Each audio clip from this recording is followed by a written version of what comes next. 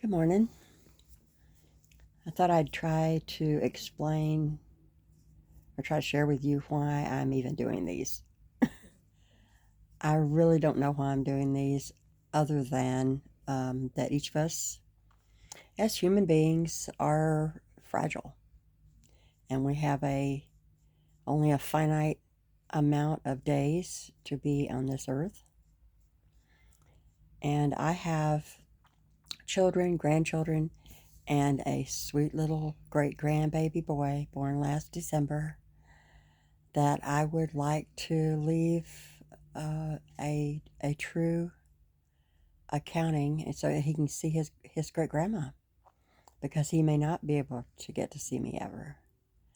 I don't travel well. He's in Florida. I'm in California. I mean, hopefully, I'm hopeful that I will get to hold that little baby boy. But if I don't, I want these videos to be here so that his mommy can show him his great grandma. And that I did something that I'm totally terrified to do.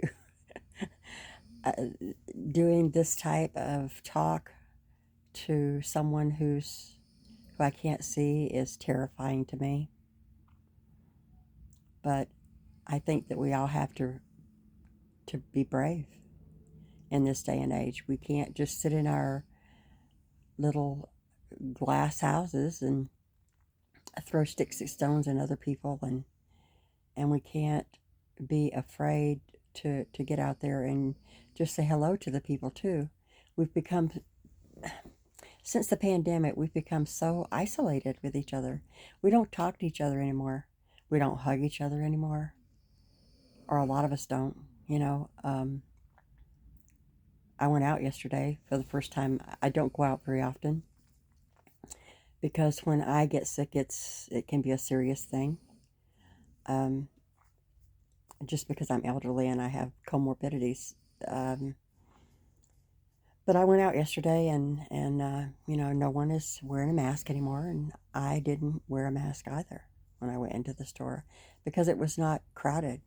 There were just a few people in there, and I want to get back to some sort of normalcy if I can. And if I get sick, then so be it. I get sick, and then we'll deal with that. But I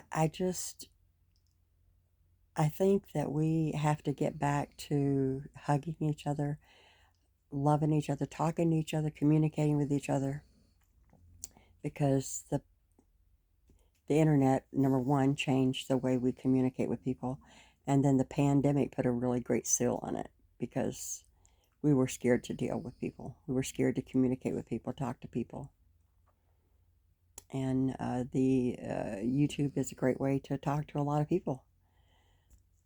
When you have, I mean, there are some YouTube creators out here that have huge audiences that they talk to and influence. I won't ever be one of those. But I will have a little legacy for my children, grandchildren, and great grandchildren to see. And that's why I'm doing this. We're currently in California. If you're new here, we have traveled from Florida all the way across country.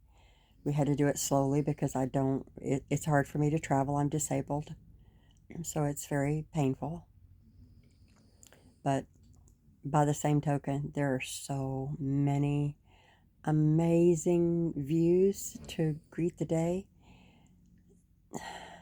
I can't even begin to explain them to you, but they're all going through my mind like a movie, of all the great sunsets and sunrises and the water and the rocks and this great covered bridge in Coleman, Alabama, and going to Birmingham.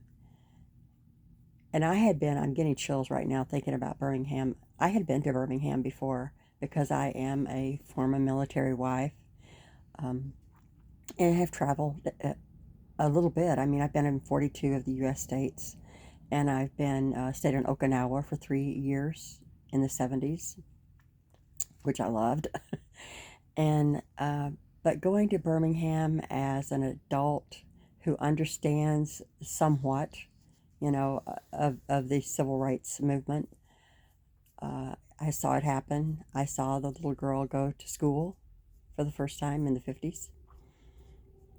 I was aware of what was going on in the 50s and 60s.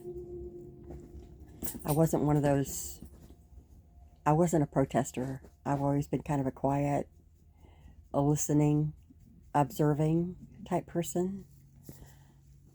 And then when I observe, I write it down. You know, I'm a writer, or at least a person who likes to remember the things that have happened. I've journaled since I was 16 years old, and I have volumes of journals. And they aren't just dealing with my daily life, they're dealing with the things that are going on in the country. When we get a new president, when we get into a new war, when, God forbid, the shuttle crashed and took out the teacher in the 80s, the teacher and all those astronauts, I chronicled that. I chronicle 9/11 every day through tears. It was hard to do that because my children were so afraid, and we were so afraid. We were in upstate New York, 10 minutes from the Canadian border. People were terrified. My husband was across in Canada, and I was in the home alone with 2 children. And it was really scary. But how I deal with those things that happen is I write them down. I process them, and I write them down in a way that I can understand so that I don't become overwhelmed. Because I feel things deeply. I feel the human condition. All of us do, you know. I mean, we feel it in different ways and express it in different ways. I'm not special, but I do feel these things very deeply, and I spend some time writing them down. So I've written a book that's like 365 pages of my life because I've had a tough life. I mean, who hasn't had a tough life that were born in the 50s? You know, and had alcoholic parents, and whose mother walked out when I was 18 months old. You know, my dad had to raise 6 children, and he was an alcoholic, a violent alcoholic for the first 12 years of my life. So it was not an easy beginning. But I look at all those things as tools. You're gathering tools for things that may happen in the future. And you'll have that tool in your backpack if you ever encounter anything like that again. And hopefully, you'll be able to make good decisions, better decisions than I did. I made terrible decisions early on in life, and continued to make bad decisions.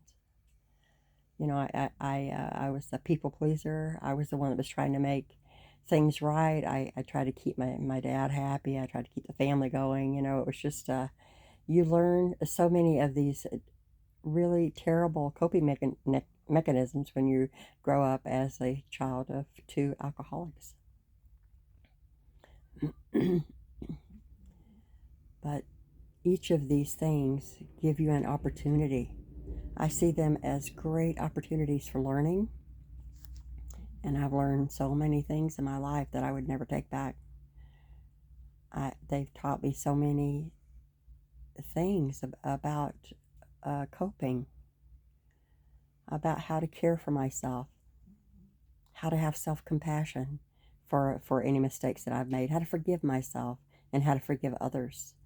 I found that in my journaling and talking and processing that I can forgive really big things. And I don't do it for that other person. You do it for yourself. Forgiveness isn't anything, it doesn't have anything to do with the other person.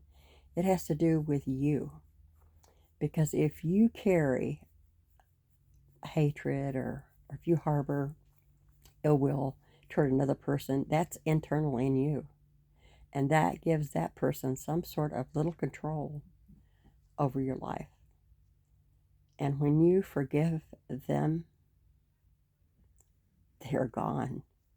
They have no more control over you. They don't have any say so. They don't have rental in your head. They don't have rental space in your head. They're gone. You can just let them go. And they don't impact your now. You become in control of what's happening in your life. These are all the way I feel about life. They may not be what everybody else feels about life, and that's okay. You know, I this is the way I feel about life. I want my children and grandchildren to know how I feel about life. We don't talk as much as we used to. You know, they're all grown. They have their own lives. They have their own children. And we're far apart. So we communicate, but you know how communication is these days. It's texting. It's not on the phone a lot. So you don't hear their voices a lot. You text, you may send pictures or this and that. And I may text with my granddaughter and my grandson sometimes. But they're over in the East Coast and I'm on the West Coast. But that was just a little disclaimer that these are my thoughts. They belong to me, just as your thoughts belong to you. And they may be right, they may be wrong, but they're my experiences. I wanted to thank those of you that watched the little video that I put up. I appreciate it. I'm going to learn and try to do this a little at a time and get better at it as time goes on. I'm trying to look at the camera more instead of looking away. I want you to know that I appreciate you. I appreciate what your journey has been, but I'm concerned with my journey. I feel like if you concentrate on someone else's journey too much, you may lose your own. So I'm in that time of life at age 71 that I've become a little more concerned with the things that I enjoy doing and the things that bring me joy. I hope that you guys have a beautiful day. It is gorgeous here at the fairgrounds. We're usually in campgrounds. We have 1,000 Trails membership, so we're not one of those boondocking full-timers. We've never boondocked, not one day.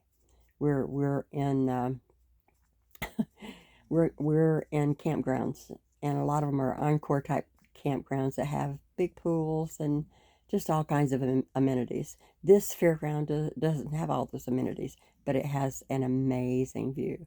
Mountains on both sides in Central California. Sunsets that just take your breath away. I mean, literally leave you breathless. And so that's why we stay here, and that's why we keep coming back. I hope that you guys have a beautiful day. I love all of you. I hope that you find that self-compassion and forgiveness for others who've wronged you in your life. It's freedom. Talk to you later. Bye-bye.